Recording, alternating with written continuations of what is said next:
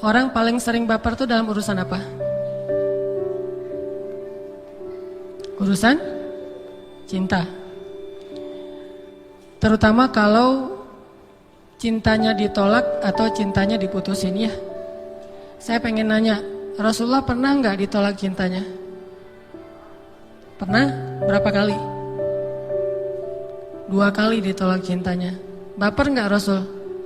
Biasa aja. Move on nggak Rasulullah setelah ditolak?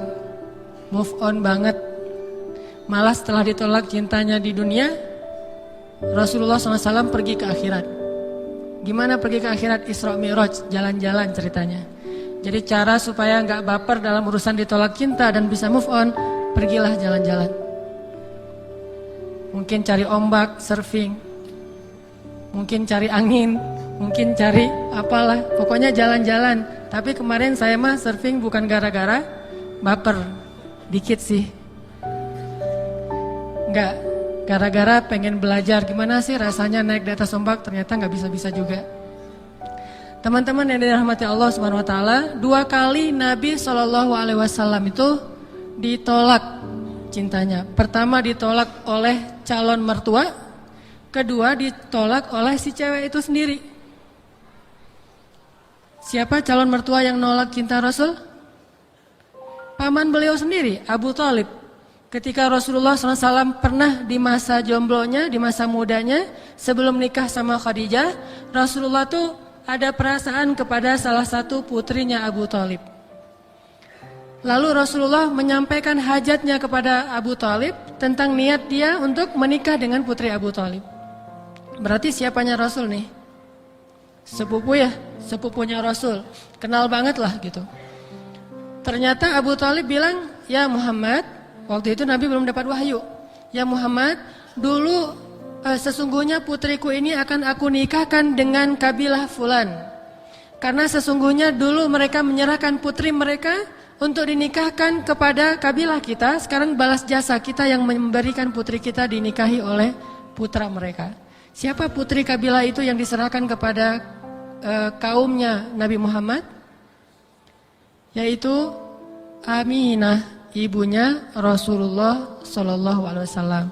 Jadi anaknya Abu Thalib mau diserahkan kepada kabilahnya ibu Rasulullah SAW sebagai balas jasa. Karena dulu kabilah itu menyerahkan Aminah untuk dinikahi oleh Abdullah. Sehingga kata Abu Thalib, aku ingin menikahkan putriku dengan kabilah fulan wahai Muhammad. Ditolak sama Abu Thalib. Ditolak, Rasulullah bilang, ya tidak apa-apa wahai paman. Mudah-mudahan dia hidupnya bahagia atau apalah, didoakan yang baik-baik oleh Rasulullah. Itu baru cowok banget ya. Jadi bukan, aduh terus saya hidupnya gimana kalau tanpa dia. Lemah sekali ya. Jadi tidak punya apa, gak tangguh gitu, gak tough. Karena begitu diputusin pengen mati aja. Tapi masih mending sekarang kalau diputusin masih ada Pokemon ya. Jadi sibuk aja dengan Pokemon. Kenapa? Kamu sibuk nyari-nyari Pokemon daripada nyari-nyari pacar. Mending saya nyari Pokemon. Dapat bintang ya. Kalau nyari pacar habis duit. Udah habis duit ternyata ditolak. Jadi Rasulullah mah biasa aja ditolak sama Abu Thalib. Move on. Move onnya kenapa? Gimana? Berdagang. Berdagang lagi dengan jujur, sukses. Akhirnya dilamar oleh cewek yang lebih keren, lebih cantik, lebih apa? Lebih pokoknya perfect aja. Walaupun dia bukan gadis, tapi dia satu dari 4 perempuan yang perfect, yang sempurna. Tidak ada perempuan yang sempurna di muka bumi kecuali 4 kata Rasul. Siapa? Yang paling tua teh? Asiyah istri Fir'aun, kemudian Maryam binti Imran, ibunya Isa, kemudian Khadijah bintu Khuwailid atau istri Rasulullah, dan yang keempat Fatimah bintu Rasulillah. Cuma 4 itu doang perempuan yang sempurna, yang lain gak ada yang sempurna. Jadi jangan terlalu perfeksionis membandingkan istri kita dengan Khadijah. Mah, ini Khadijah tuh gini. Lah Khadijah itu perempuan yang sempurna dan di muka bumi itu cuma ada 4. Lah istri kita bukan yang ke-5. Jadi wajar banget kalau istri kita itu agak ngejomplang sih dengan Khadijah. Ini mumpung istri saya nggak ikut jadi mumpung karena istri kita bukan Khadijah, bukan Fatimah, bukan Maryam, bukan Asia, maka kalaupun kita mau menjadikan Khadijah sebagai inspirator, sebagai motivasi, boleh, tapi jangan memaksakan keluarga kita persis seperti Khadijah. Apalagi ada penceramah kadang-kadang idealismenya tinggi, perfeksionis pula, pragmatis lagi. Gimana? Dia menggabungkan semua kehebatan para sahabat, lalu dibilang, kalian tuh kalau imannya harus seperti Abu Bakar, tegasnya harus seperti Umar, terus kekayaannya harus seperti Utsman, ilmunya harus seperti Ali, amanahnya seperti Abu Ubaidah, Al-Qur'annya seperti Ibnu Abbas. Coba 6 orang disuruh gabung pada diri kita sendiri. Halo, saya mah cuma orang biasa. Jangan gabungin semua orang luar biasa itu harus ada pada diri saya sempurna. Mereka aja dibagi 6, kita ngambil sendiri. Ini agak-agak kurang realistis menurut saya. Tapi jadikan mereka semua sebagai inspirasi, penyemangat, motivasi. Cuman kalau nuntut harus persis, kita hebatnya kayak mereka ber-6, itu terlalu berlebihan. Begitu juga kita kepada pasangan. Yang ibu-ibu ketika baca cerita tentang misalnya gimana kesabaran Ali terhadap Fatimah di blog tuh, terus di copy, di send kepada suaminya, "Pah, ini ada hadiah buat papa, apa cerita kesabaran Ali terhadap istri." Seburuk-buruk hadiah kata si bapaknya. Kenapa seburuk-buruk hadiah? Karena bikin baper tadi. Wah, saya mah bukan seperti Ali wahai ibu gitu ya. Ali mah adalah pangeran surga. Dan kita mah masuk surga belum tentu, tapi berharap masuk surga. Kalau itu mah pangeran surga. Tapi bukan berarti kita nggak perlu mencontohi, belajar mencontohi dari mereka. Tapi bagi yang lain jangan menuntut persis kayak mereka. Kayak ada penceramah ngomong, pemimpin itu, presiden itu harusnya kayak Abu Bakar, nggak nerima gaji. Wah, coba kalau kita yang jadi presiden, mau gitu nggak mau nerima gaji? Nggak tahu sih, jadi RT aja kayaknya masih mikirin gaji kan? Apalagi jadi presiden nggak nerima gaji. Abu Bakar emang nggak nerima gaji awalnya, Umar juga nggak nerima gaji. Coba kita aja belajar jadi seperti Abu Bakar tanpa menuntut orang lain untuk menjadi seperti dia. Jadi kita aja masing-masing. Saya mah pengen kayak Abu Bakar, saya mah pengen kayak Umar, saya mah pengen saya, oke. Tapi kalau kamu harusnya, itu nggak oke.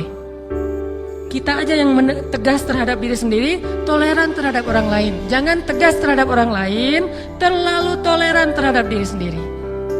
Tapi kan saya cuman istilah-istilah toleran terhadap diri sendiri. Kalau ke diri sendiri tegas, harusnya saya begini, harusnya saya begitu, harusnya ke diri sendiri, ke orang lain nggak apa-apa deh ke orang lain. Kalau orang bisa kayak gini, insya Allah nggak ada masalah sih di antara kita mah. Karena semuanya berlomba-lomba menjadi lebih baik. Balik lagi, ternyata yang melamar Rasulullah adalah Khadijah. Dilamar sama Khadijah.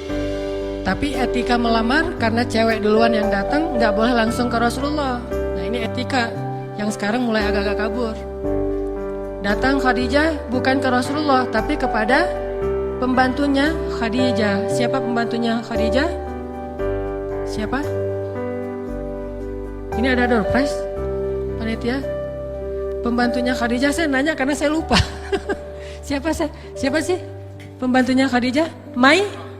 Maisaro, cewek apa cowok? Yakin? Kok tahu? Maisaro cewek apa cowok? Nanya ke yang akhwat dulu deh, yang cewek-cewek. Maisaro cewek apa cowok? Bu, teh? Hah? Cowek? Bahaya kalau cowok. Maisaro adalah cowok. Namanya aja Maisaro, makanya hati-hati jangan sampai namain anak tetangga Maisaro. Kita udah rajin ke masjid, tetangga nanya, Akang saya lihat rajin ke masjid, boleh dong minta nama anak yang bagus? Dia mintanya ke kita, bukan ke suaminya, bahaya ya. Mintanya kita, gimana nama anak yang bagus yang Akang tahu dari ustad-ustad. Oh ada tuh nama yang bagus, pembantunya Khadijah. Anak ibu siapa? Anak ibu laki perempuan? Perempuan, oh cocok tuh, pembantunya Khadijah. Siapa Kang namanya? Maisaro. Oh iya benar, dia juga ngerti, kirain Maisaro itu nama cewek. Udah aja Maisaro, pergilah dia kuliah di Mesir. Ismake kata orang Mesir, nama kamu siapa? Maisaro. Langsung orang masuk. Nama Maisarah tapi cewek, harusnya cowok. Jadi nggak semuanya oh itu berarti cewek ya. Masyitoh, Maisarah, Fatimah, Aminah, Halimah, nggak semuanya cewek. Ada yang cowok tapi namanya yaitu Maisarah. Bilang ke Maisarah ini udah pernah jalan bareng dengan Rasulullah. Maisarah, sini. Ada apa ya Khadijah? Kamu kan udah pernah jalan bareng dengan Muhammad ke Syam, ke Yaman. Setahu kamu Muhammad itu orangnya gimana, pendapat kamu? Wah, kata Maisarah, wahai Khadijah, saya bergaul dengan banyak orang, tapi saya belum pernah melihat ada orang yang lebih mengagumkan daripada Muhammad. Bahkan ada hal yang aneh tentang diri dia. Apa itu Maisarah? Ketika saya lagi dalam perjalanan dagang sama Muhammad, suatu saat saya melihat awan itu seperti memayungi Muhammad dari panasnya matahari. Kemanapun dia pergi. Ini aneh. Jangan-jangan dia adalah calon nabi yang disebut-sebut orang Yahudi, kata Maisarah. Dan kejadian yang lain, ketika dia sedang istirahat dan bersandar di bawah sebuah pohon di daerah Syam, pohon itu menunduk dan memberikan semacam naungan sehingga nggak terbakar matahari juga. Pohon itu sampai nunduk untuk Muhammad. Dan pohon itu dikenal dengan syajaratun nabi, pohonnya para nabi. Asal ada nabi yang duduk di situ pasti dia nunduk. Jadi kalau kita mau tes kita nabi atau bukan, duduk aja situ. Pasti nggak akan nunduk tuh pohon. Malah pergi. Udah nggak ada pohonnya.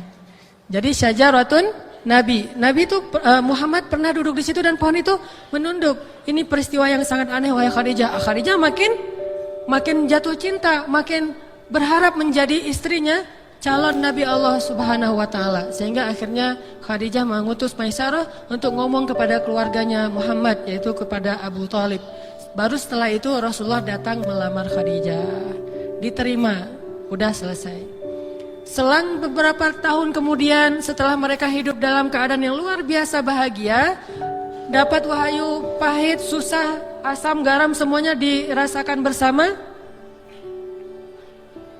Akhirnya Khadijah wafat. Ketika Khadijah wafat, Rasulullah sedih. Itu baper bukan? Baper. Berarti kalau kita kehilangan seseorang yang kita cintai dan kita sedih, baper, itu baper yang dibolehkan. Tapi kalau ditolak cinta kita baper, itu baper yang dilarang. Gak boleh baper ditolak cinta. Ditolak cinta gak masalah, move on lagi aja. Nyari lagi, ditolak lagi, nyari lagi, pantang menyerah.